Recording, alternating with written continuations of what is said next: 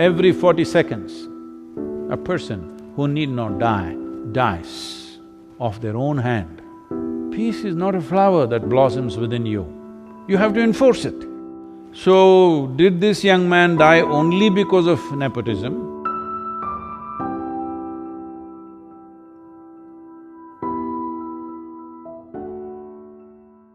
After the recent death of a Bollywood star, there is a lot of debate in the country about nepotism. Some people believe it is their karma that they are born into a certain privilege.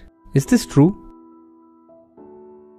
The Mumbai cinema scene lost a upcoming star. Well, you can always… and he committed suicide. Must be just over 30 years of age, I think, I'm not sure, I've only seen him now after his death, otherwise I had not heard or seen of him because I know very little about Indian cinema, I should say.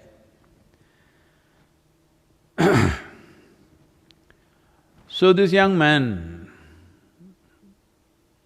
who had a one, I think, very successful movie, who is an upcoming star, people were looking at him as a promising talent. Suddenly, one morning he commits suicide, hangs himself.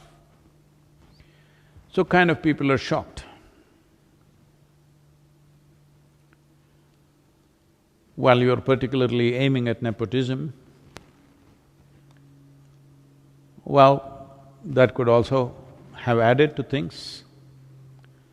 But you must understand, every year, 800,000 people take their own life. Between 15 to 29 years of age, suicide is one of the biggest causes of death in the world. 800,000 people per year means every 40 seconds somebody is taking their own life.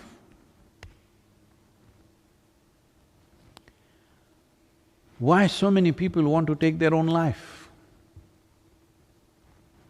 Because in terms of food, world is better organized than ever before. Very few nations in the world still suffer from starvation. All other places, 30% of the world's population is obese, that means definitely there is no starvation. But certain part of the world, another 30% maybe, or another 20% in the world, unfortunately, are malnourished, a small number is towards starvation. In many ways, compared to any time in the history of humanity, our food is better organized. So that's not the reason for death, that people could not find food and they died. No, they're killing themselves. Healthy people, well-to-do people are killing themselves.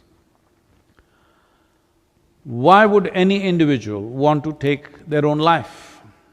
You do one thing, go outside, find an ant.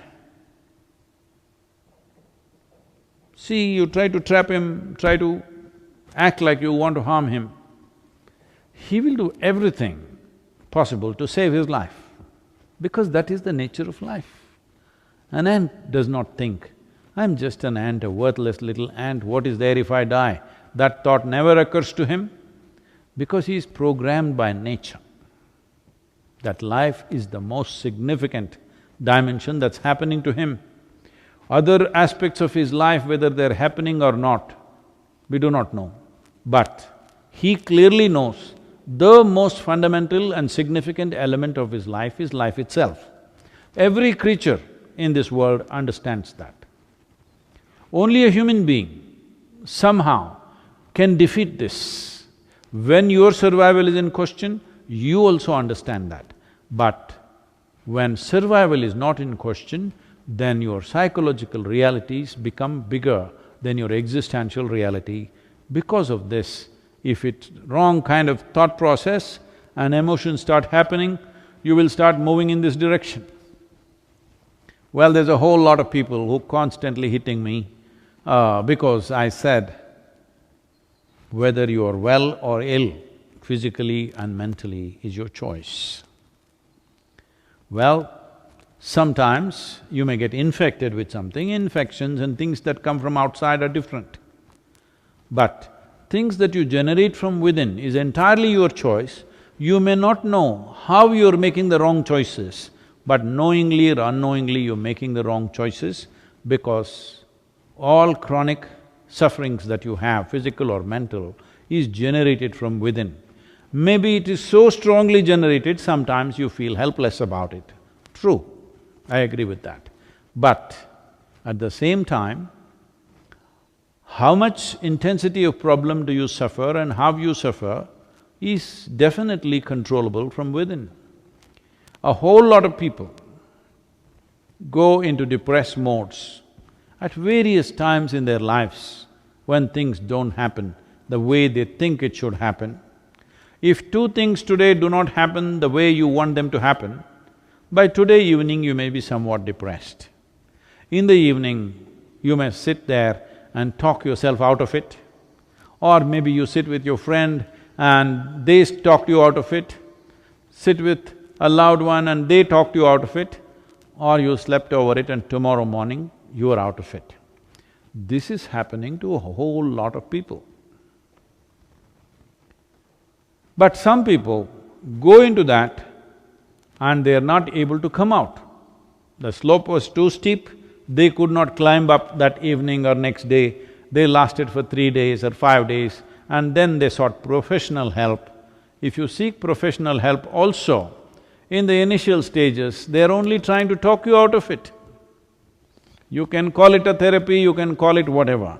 Essentially, they're trying to talk you out of it. Maybe they're professionally trained to do that, but your loved one or your friend may do it in their own way, or you might do it in your own way.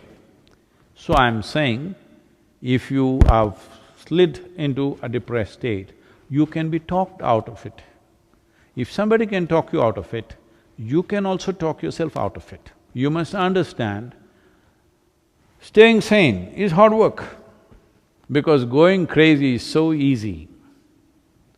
Staying sane in every kind of situation that you face is lots of work. Somebody was asking me this question about peace. Peace is not a flower that blossoms within you. You have to enforce it. You have to enforce it, you have to make sure that you're peaceful. Otherwise, when things that you don't like happen around you, if you're exposed to the world as I'm exposed, 90% of the time, things that you don't like are happening all over the damn place. So to lose your peace is very, very easy unless you learn how to enforce it. That means you've taken the faculties that you have into your hands. If your faculties of thought and emotion was in your hands, you would not go into depression. Well, why you went to depression, in what different ways circumstances pushed you into that is a questionable thing. In every family, when suicides happen, somebody will be feeling guilty about it because they think, oh, maybe I should not have said this. If I had not said this, it would have not happened. We don't know, maybe somebody else would have said it. Many parents have come to me like this, not one or two, many, where their teenage children have committed suicide just because they said something, you know. They said something little strongly at a certain moment because they're not studying properly or they're not behaving properly or one little push and they just went and took their life. Parents are living with that suffering for the rest of their lives because they keep on thinking it's because of me, I shouldn't have said it. But there is no such thing that you can say all kinds of things and nothing will happen. At one moment you say something and somebody could do this because all they needed was that little trigger. So, did this young man die only because of nepotism? I don't know. I don't know the man, but I don't think so. But did that also play a role? Possibly in his mind, because he felt he was put into an unfair level of competition.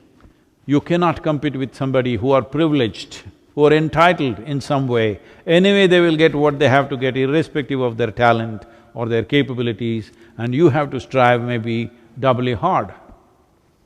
Well, that's how it is for all of us who are not born with a crown on our heads, that we always have to strive doubly hard or 10 times harder than other people.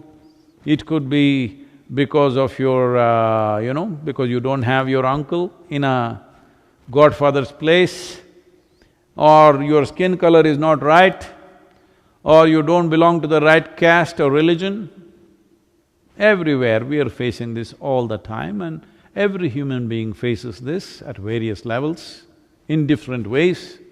Some will overcome it, some will strive and fly beyond that, some will suffer that, some unfortunately take their life, which should not happen. I would say this taking of the life is mainly because our education systems have nothing. Nothing means absolutely nothing at all in the whole process of growing up as to how a human being should handle his or her faculties, how they should address themselves. It's all about fixing the world, it's all about knowing about the galaxies out there, about every atom in the universe, all kinds of stuff, not a thing about this one. For that we are paying a price as a generation. 800,000 people, every 40 seconds, a person who need not die, dies of their own hand. This is the worst tragedy that's happening in the world, and people are expecting these numbers will rise in the next 10 years in a big way. Whatever that big way is, if 800,000 is not big enough, what is big, I don't know.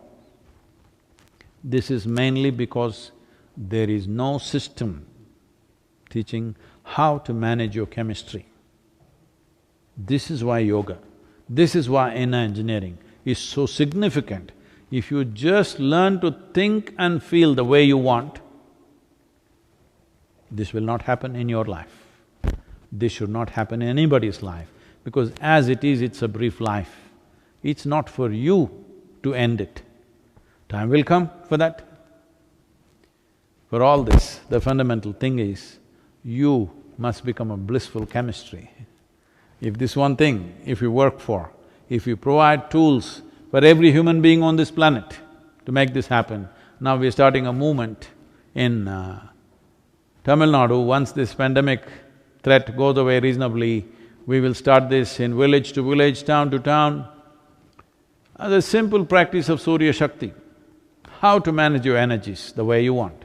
If your energies are exuberant, you will not take your life. They've become feeble. They might not have become feeble because of physiological conditions. They've become feeble, suppressed by the weight of your psychological stuff. Because of that, energies have become feeble. If you had just learnt how to think and feel the way you want, this would never have occurred to you in your life.